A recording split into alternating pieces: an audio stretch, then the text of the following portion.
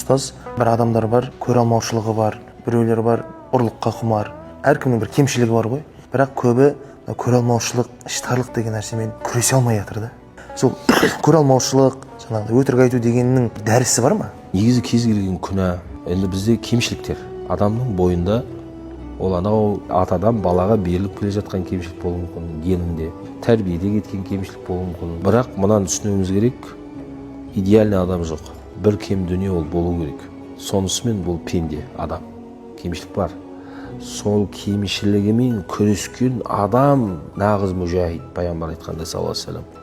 Әл-мужахиду мән жахада нафсаху дейді. Мужахид, яғни бұл көбіне жихад сөзін қолданған кезде біз ана қарулы жихадты ойлап кетеміз ғой.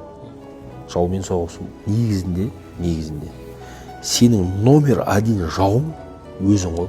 Өзі жеңе алмаған адам өзінің негізгі жауын да жеңе алмайды. Ертең жихадқа шыға алмайды. Сол үшін бүкіл ғалым айтады, ана жихад дейміз ғой, қарулы жихад. Содан бұрынғы жихад ол өзіңмен.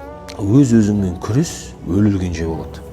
Ол бітпейді. Өйткені сенде кемшіліктер көп. Сенде түрлі қасиеттер бар, жағымсыз мінез құлықтар бар. Бірінші кезекте сен оны түсіну керексің. Адам кемшілігін білу керек. Сол үшін де сәйидул истихфар бар ғой. Истихфарлардың төресі болған дұғада Абу лака бидамби, мен күнәмді, кемшілігімді, қателігімді мойындаймын дейсің. Бірінші кезекте күнә, кемшілікті біз мойындауымыз керек.